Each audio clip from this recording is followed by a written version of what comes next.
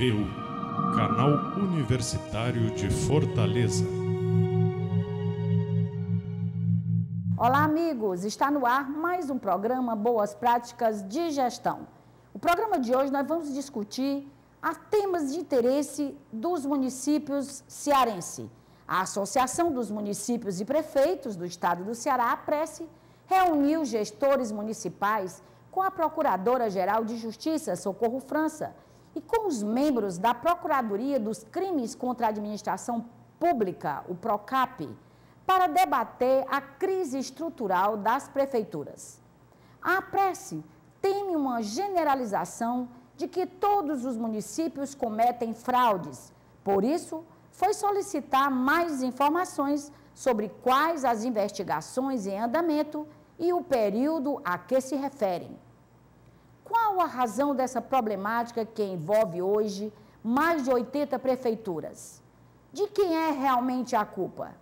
Existe fiscalização eficiente por parte dos órgãos de controle? E a lei de licitação ainda é muito branda?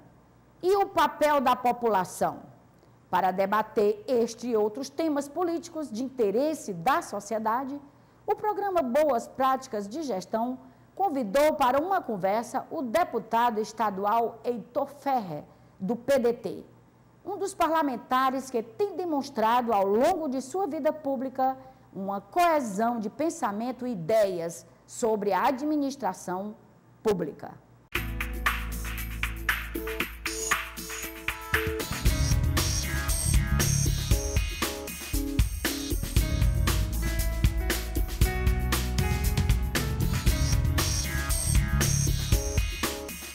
Deputado Heitor Ferrer, muito obrigada pela sua presença aqui conosco. Eu quero até lembrar ao telespectador que nosso primeiro programa aqui no Boas Práticas de Gestão teve convidado o parlamentar, o deputado Heitor Ferrer. Eu me lembro bem. E eu agradeço, deputado, pela sua presença, que vamos falar hoje de um tema muito importante, né, muito sério, não é? E o senhor tem se destacado na Assembleia Legislativa como uma pessoa isenta de qualquer tema que possa vir a figurar no parlamento. Então, vamos conversar com o senhor hoje sobre esses crimes que estão ocorrendo na gestão pública, né, para ver se nós transformamos numa boa prática de gestão. Deputado, eu gostaria que inicialmente o senhor falasse para o nosso telespectador quais são os princípios básicos de uma boa administração pública, os princípios que a Constituição determina. Olha, Silvana, olha, feliz o Estado, o ente público, a República, o país, que tem uma Constituição. Porque se você tem uma Constituição, você estabelece um Estado democrático de direito. Todos têm que se adaptar a essa Constituição. E você tem o direito e tem o dever. Você tem direitos e tem deveres. Então, a Constituição lhes assegura essa condição de estar em um Estado democrático de direito. Quando o Constituinte sabiamente colocou no artigo 37 que a administração pública se rege pelos princípios da legalidade, da impessoalidade, da moralidade, da publicidade e da eficiência, você coloca o gestor dentro dessas amarras. O que é a legalidade? Só praticar atos legais. Você não pode, de maneira nenhuma, praticar aquilo que a lei não lhe permita fazer. Você não pode sair do que está dentro da lei. E a administração pública, ela é toda regida por lei. A começar pela LDO, que é a Lei de Diretriz Orçamentária, pela Lei Orçamentária, que é o orçamento onde você diz ao povo o que é que tem de arrecadado, vai arrecadar, e o que vai fazer. E o plano plurianual, que os gestores têm a cada 5 anos, aquilo que ele vai fazer, e inclusive imputando aos próximos gestores o que é que ele vai fazer também. Então, a legalidade, tudo é dentro da lei. A impessoalidade, é inadmissível que um gestor coloque dentro da sua administração pessoas que tenham ligação muito pessoal, que ele tenha a sua gestão personificada com pessoas ligadas a ele, ou seja, quebrando os princípios da impessoalidade. Aí vem a moralidade, vem a publicidade. Existe até a lei da transparência agora, hoje né? é o portal da transparência, lei federal, que estabelece que todo município, aí tem os escalonamentos, agora já estão os que têm acima de 50 mil habitantes, que tem que dizer na internet o que arrecada, com o que gasta e como gasta. E a sociedade tem que ter a condição de fazer essa fiscalização. E tem, Silvana, a eficiência. Todo governante tem que ser eficiente. Infelizmente, e aí nós vamos fazer aqui eu tenho sido duro e cáustico, que nós moramos nas cidades. O cidadão que mora lá no interior de Lavras da Mangabeira, que é minha terra, o cidadão que mora no Icó, Jaguaretama, Juazeiro, Aiuaba, onde ele morar, é muito mais importante para ele a figura do prefeito do que de governador, porque ele mora na cidade. Então, a ligação íntima que ele tem é com o senhor prefeito, ou a senhora prefeita, e com os senhores vereadores. Portanto, o mundo dele é a cidadezinha onde ele mora. Para ele não interessa Brasil, para ele não interessa Ceará, porque o que interessa para ele é a vida dele naquela cidade onde ele nasceu e vive. Por isso que eu defendo que o sucesso ou o fracasso do país está intimamente ligado à qualidade do município. Diz assim, se diz muito, o Ceará tem tantos mil famintos. O Ceará não tem um faminto. Os famintos estão nas cidades A, B, C, D, nas 184 cidades do Ceará. O Ceará tem tantos mil analfabetos.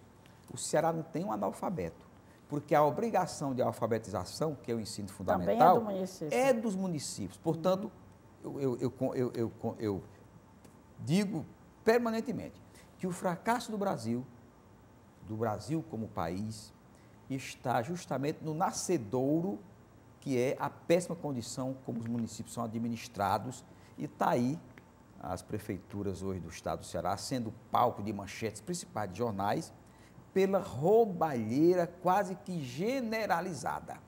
Porque a exceção, Silvana, tenha certeza, a exceção é mínima minimore.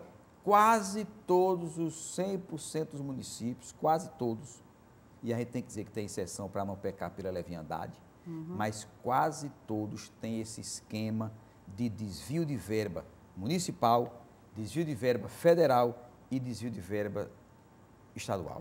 Agora, deputado, a porta de entrada dessas ações fraudulentas, né, são as licitações. A maioria são as licitações públicas. A nossa lei de licitações, ela é tão flexível assim, ela não está adaptada à realidade? A história de dizer que está nas licitações é porque está aí é o óbvio.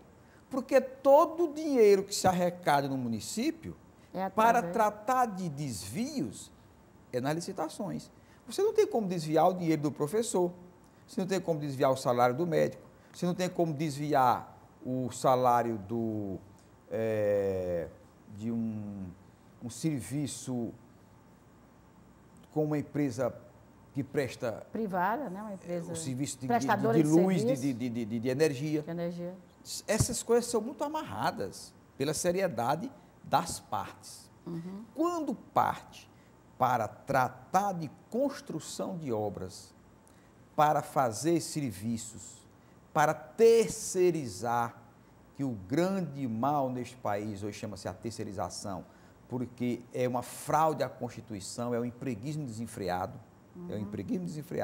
aí você trata de satisfazer o seu desejo de gestor de se enriquecer no cargo e o desejo do particular de tirar do público.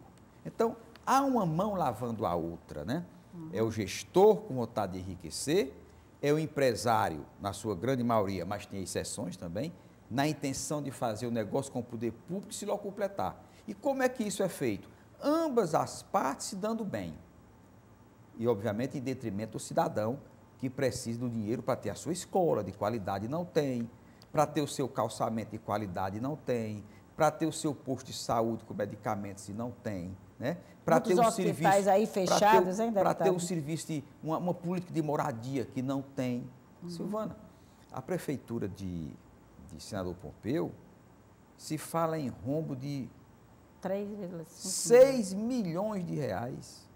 Olhe, comece aí na sua cabeça a imaginar o que é 6 milhões de para reais. Um município tão para pequeno. Um município pequeno, onde, e aí eu faço um espelho para os demais municípios, onde todos os senhores prefeitos vivem a dizer que estão em sérias dificuldades, com o pires na mão, pedindo dinheiro ao Estado, pedindo dinheiro à União, e você consegue fazer um esquema de corrupção, onde você tira da gestão municipal, onde você tira do contribuinte esse valor exorbitante de 6 milhões de reais. Isso eu estou falando de apenas uma prefeitura, que os números estão aí, mas que o que está posto é que com apenas um empresário que montava esse esquema de corrupção, um empresário só, entre aspas, esse empresário fez negócio com 80 menos 18, dá 62, né? 62 prefeituras. Só um. E o próprio empresário que está nos jornais, dizendo no domingo, eu tinha dito na Assembleia, que nós não temos só um Moraizinho no Ceará. Quantas pessoas vão aos gestores propor negócios fraudulentos para se beneficiar? Beneficia o prefeito, beneficia o empresário, o falso empresário, através da lei de licitações, e aí quem se prejudica é o pobre do contribuinte que não tem escola para os seus filhos, que não tem vacina, que não tem medicamento, que não tem moradia, que não tem estradas, aquelas estradas vicinais, enfim, não tem nada. Tem uma tragédia que se avizinha à vida dessas pessoas. Deputado, eu gostaria de colocar para o senhor até essa avaliação ainda da lei das licitações, que foi muito comentada nesse último final de semana por alguns gestores e até dirigentes de órgãos públicos. O presidente do TCM, por exemplo, ele acha que ela deve ser reavaliada, a nova lei de licitações, deve acompanhar a evolução do tempo, né? E que um dos fatores que ele considera também muito importante, que nós já até comentamos aqui de relance, mas eu gostaria que o senhor entrasse mais um pouco, é a qualidade do serviço prestado, né? Que também Silvana, é péssimo. Quando se diz que a lei de licitações tem que se flexibilizar, ou quando diz que a lei pode patrocinar esses tipos de atrasos, sabe qual é o grande problema? A lei é ótima, é excelente e amarra muita coisa. O grande problema é que os gestores querem dirigir o certame, querem beneficiar com a quebra da impessoalidade, beneficiar um amigo, um parente que é dono da construtora, que é dono da prestação de serviço, aí faz um edital completamente direcionado, os outros concorrentes detectam que há um direcionamento, a administração pública, que é justamente entregar aquela obra ao Chico, a Maria ou ao Manel, e aí os outros não permitem e vão para a justiça. E por que é demorado? Porque as disputas judiciais, as disputas judiciais acontecem porque há direcionamentos. E os outros, que também gostariam de ser direcionados, não fazem aquilo por bem querer a moralidade pública, não. Fazem porque sentem que o processo foi dirigido quando era para ser dirigido para ele ou para outro. Aí vai para a justiça. Aí o projeto fica naquelas amarras judiciais, mas por pura pretensão do gestor de querer beneficiar um grupo que talvez tenha lhe ajudado nas eleições. Então, o processo termina para a justiça. Se você faz o certame licitatório dentro do que a lei 8666 manda, sem querer beneficiar os que estão concorrendo, mas querer beneficiar o município com a melhor proposta, porque a intenção da lei 8666 é justamente para que o poder público possa pegar a melhor proposta. Agora, se ela já nasce errada, querendo direcionar, querendo beneficiar grupos ou amigos, aí você termina obrigando aos outros a irem para a justiça. Aí o processo fica emperrado.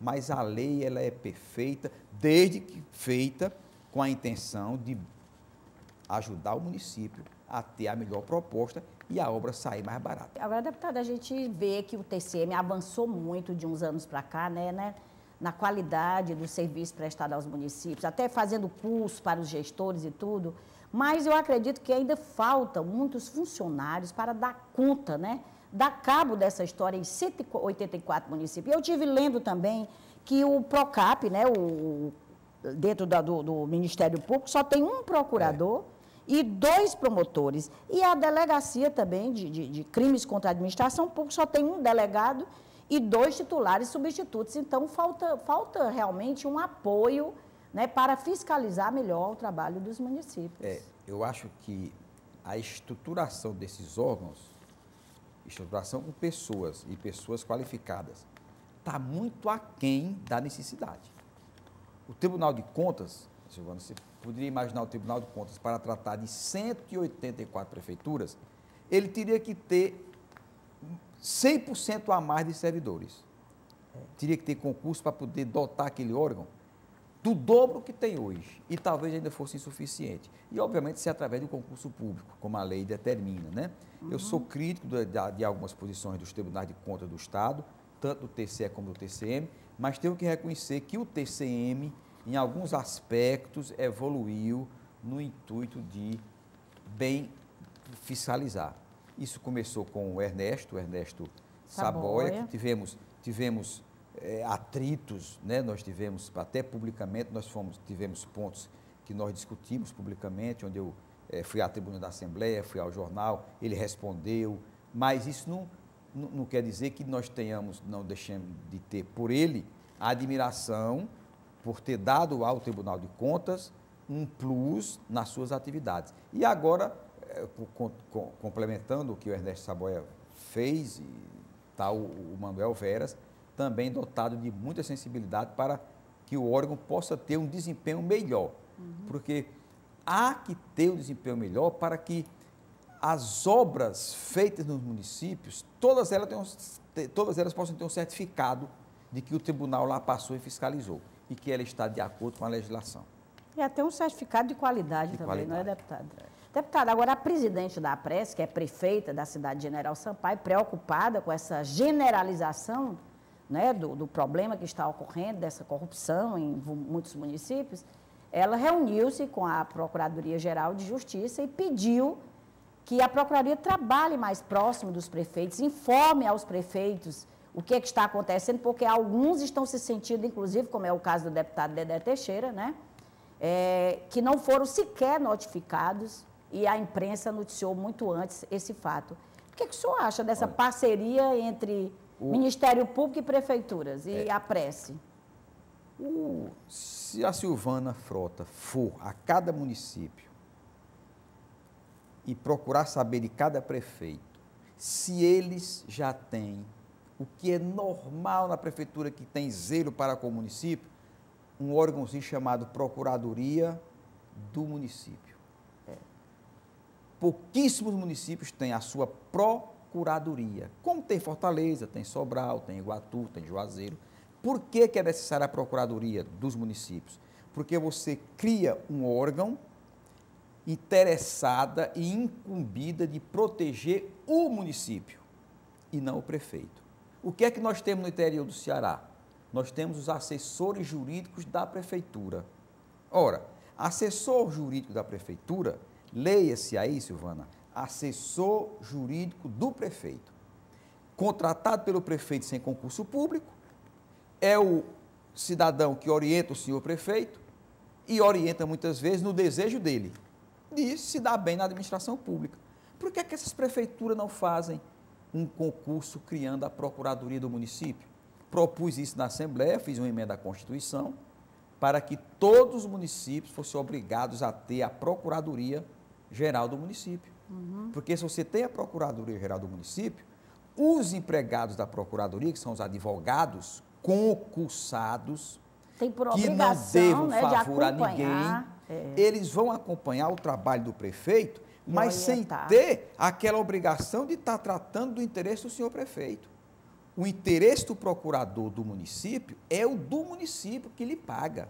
Como, por exemplo, aqui em Fortaleza, nós temos a Procuradoria Geral do Município de Fortaleza. Os procuradores podem dar pareceres completamente contrários à ideia que a prefeita tinha de um certo tema. Eles podem, inclusive, dizer que aquela matéria ela é completamente irregular, que está ilegal, e o procurador-geral toma conhecimento e comunica à senhora prefeita. Eu acompanhei agora um caso na Prefeitura de Fortaleza, onde a Procuradoria determinou à senhora prefeita que fizesse a correção legislativa daquele tema. E ela, então, é obrigada a pegar aquela matéria e disse, olha, a Procuradoria está me determinando que eu faça uma correção legislativa. E mandou para a Assembleia para corrigir legislativamente aquilo que estava errado. A Procuradoria, os procuradores devem satisfação à senhora prefeita de submissão? Não. Senhora prefeita, isso está errado. Senhor prefeito, isso está errado, não pode ser. E se for o caso, denuncia. Porque ele tem que estar preocupado com os interesses do município e não com os interesses do gestor.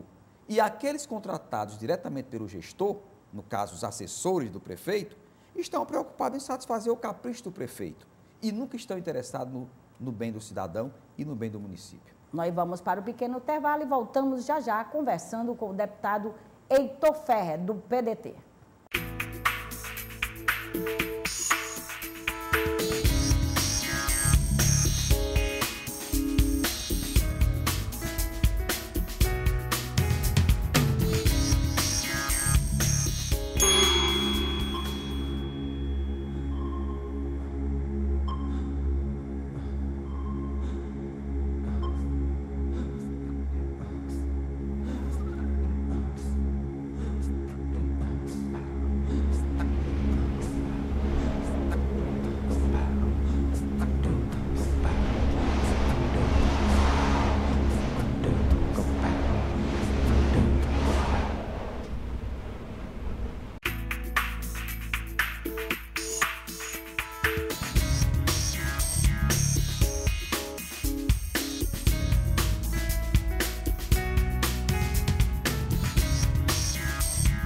Estamos de volta com o programa Boas Práticas de Gestão, conversando sobre boas práticas de gestão na administração pública com o deputado estadual Heitor Ferrer.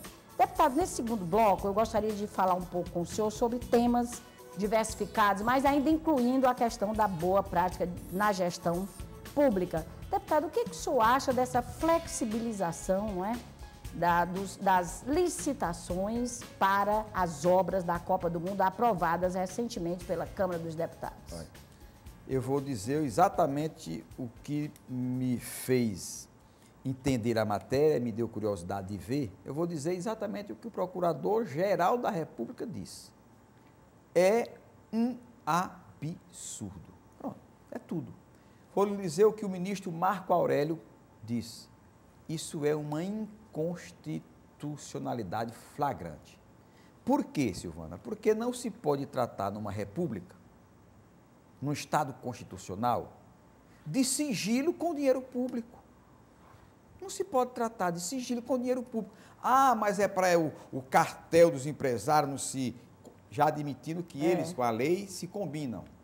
Mas sabe por que se combinam?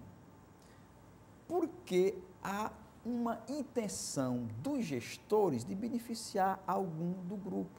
E eles se combinam muitas vezes para lotear as obras, para que o gestor, entre eles faz um combinemos, e aquele termina sendo liberado para ganhar a obra.